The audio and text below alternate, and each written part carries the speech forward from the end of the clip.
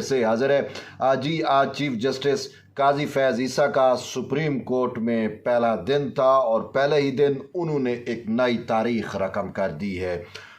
देखें, बात यह है कि वो साबिक चीफ जस्टिस जो फुल कोर्ट से भागते थे, फुल कोर्ट नहीं बनाते थे, तो चीफ जस्टिस काजी फैज़ ईसा ने आज के दिन 2 फुल कोर्ट बनाए।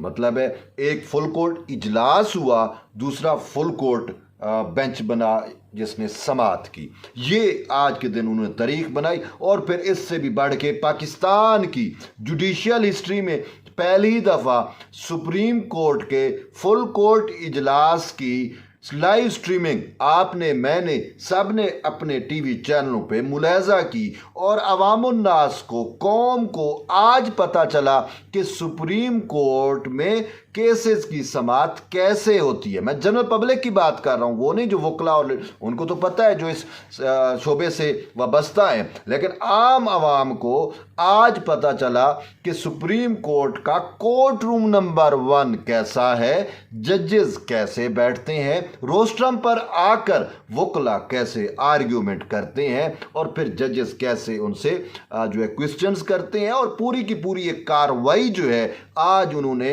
अपने घरों में बैठ के टीवी चैनलों पे लाइव देखी। तो ये एक तारीख बनी और पाकिस्तान की तारीख में ऐसा पहली दफ़ा हुआ। यूं चीफ जस्टिस काजी फैज़ ईसा ने बतौर चीफ जस्टिस बनने के बाद अपने पहले ही दिन उन्होंने पाकिस्तान में नई रिवायात और नई तारीख जो है वो रकम की। अब होता क्या है कि आज चीफ जस्टिस पाकिस्तान जब आए तो पहली बात है कि उन्होंने 1300 सीसी गाड़ी पे इत्तफाक किया, जो मर्सिडीज़ या ब्लू BMW गाड़ी, वैसे CJP-1 के नाम से एक बड़ी बुलेट प्रूफ गाड़ी जो है वो चीफ जस्टिस और पाकिस्तान को प्रोवाइड की जाती है, दी जाती है। तो जस्टिस काजी फैज़ ईसा ने वो लेने से इनकार किया। उन्होंने कहा ये 1300 सीसी गाड़ी जो है सफिशेंट फॉर मी, बड़ी बात है। और फिर उसके बाद जो प्रोटोकॉल है उन्होंने कहा गैर ज़रूरी प्रोटोकॉल मैं नहीं लूँगा, जो मुझे सिक्योरिटी, जो ज़रूरी सिक्योरिटी समझी जाएगी मेरी, मैं उस पर ही इत्तफाक करूँगा। ये उनकी एक बड़ापन है। इजाफी अखराजात भी कौम को बर्दाश्त नहीं करने पड़ रहे। फिर जब वो आज आए सुप्रीम कोर्ट में दाखिल हुए तो उस टाइम के मनाज़िर भी शायद आपने देखे हों। चीफ जस्टिस ने जो है वो अपने तमाम साथी जजेस को भी और सबको मुखातिब करके कहा कि मैं चीफ जस्टिस नहीं हूँ, आप चीफ जस्टिस हो, आप सब चीफ जस्टिस हो, मैं वन मैन शो नहीं हूँ, मैं अपने आप को वो चीज़ नहीं समझता, आप सब चीफ जस्टिस हो। उन्होंने कहा मैं जस्टिस काजी फैज़ ईसा ही हूँ, ये एक बड़ापन है उनका। फिर उनने कहा कि जो साइलीन आते हैं यहाँ पे इंसाफ की आस लिए हुए, उम्मीद लिए हुए, वो सुप्रीम कोर्ट के मेहमान होंगे, हम मेज़बान होंगे। ये बड़ी बात जस्टिस काजी फैज़ ईसा ने कर दी, जो आज से पहले नहीं। यानी कि अब साइलीन को उनका जो ड्यू रिस्पेक्ट है, एक प्रोटोकॉल है, उनको एक अच्छे तरीके से ट्रीट किया जाएगा, उनको इन कॉरिडोर के अंदर, इन राहदारियों में धक्के नहीं पड़ेंगे, एक इज़्ज़त, उनकी सेल्फ रिस्पेक्ट जो है उसका ख्याल रखा जाएगा। ये चीफ जस्टिस काजी फैज़ ईसा ने जो है वो साइलीन को इज़्ज़त देकर आम आवाम को, आप जैसे और मुझ जैसे लोगों को इज़्ज़त दी है। इसके बाद एक और जो तारीख की मैं बात कर रहा हूँ वो ये है कि काजी फैज़ ईसा से पहले जितने 3 चीफ जस्टिस गुजरे हैं वो नाकाम हुए फुल कोर्ट इजलास बुलाने में, कि ऐसा इजलास भाई जिसमें सुप्रीम कोर्ट के अपने ज़वाबित और अपने तरीक़ेकार को कुछ अपग्रेड किया जाए, तय किया जाए। फुल कोर्ट इजलास ना जो है वो उमर अता बंदियाल बना सका, ना जो है वो जस्टिस गुलजार बना सका, और शायद ना ही जो है वो आसिफ सईद खोसा ने एक दफ़ा शुरू में बुलाया था, उसके बाद वो नहीं बुला सका, वो जो उसने बुलाया था वो नाकाम हो गया। तो यूं 2.5-3 साल बाद पहली दफ़ा सुप्रीम कोर्ट में फुल कोर्ट इजलास हुआ, जिसमें तमाम जजेस बैठे। सुबह 9:30 बजे कमेटी रूम नंबर 1 में जजेस चैम्बर वाली साइड पे वहाँ पे फुल कोर्ट इजलास हुआ, जिसका 4 नुकाती एजेंडा था।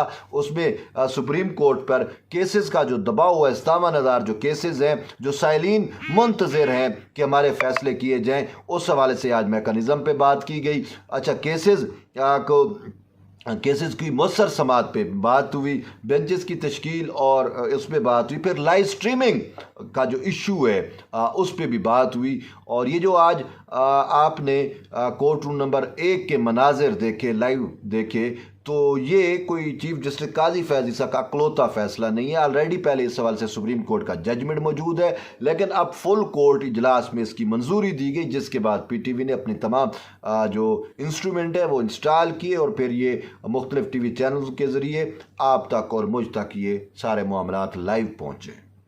तो ये फुल कोर्ट इजलास हुआ और ये चीफ जस्टिस काजी फैज़ ईसा की एक तारीखी कामयाबी है। उसके बाद 11:30 बजे क्या होता है, फुल कोर्ट समाअत होती है supreme court practice and procedure के मामले पे, और वो 11:30 से लेकर शाम तक आपने वो समाअत देखी, वो मुसलसल चलती रही, आपकी TV स्क्रीनों पे चलती रही।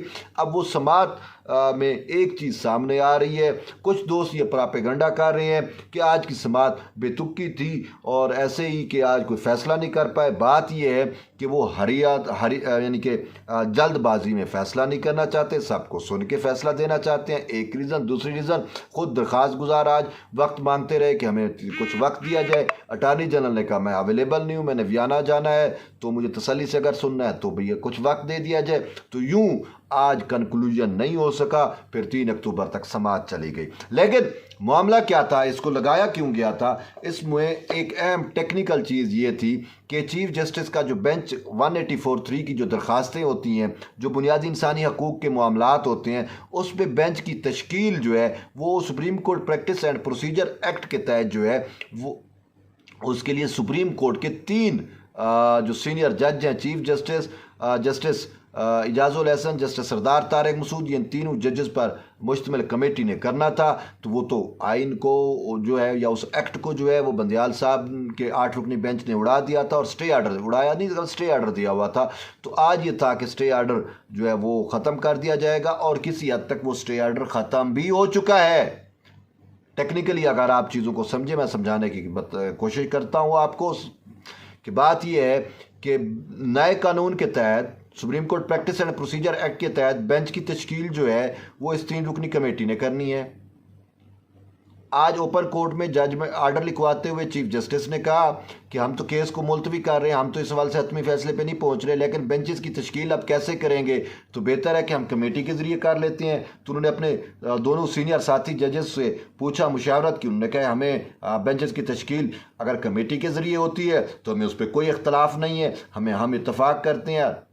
तो जब इत्तफाक हो गया तो कमेटी की रूह से जिस मतलब है वो supreme court practice and procedure act की रूह से जिस कमेटी ने बेंच तश्कील देने थे, तो अब भी तो उसी कमेटी ने बेंच तश्कील दे दिए हैं, अभी बेंच तश्कील दे दिए गए हैं इस हफ्ते के लिए, तो उस कमेटी ने ही बेंच तश्कील दिए हैं।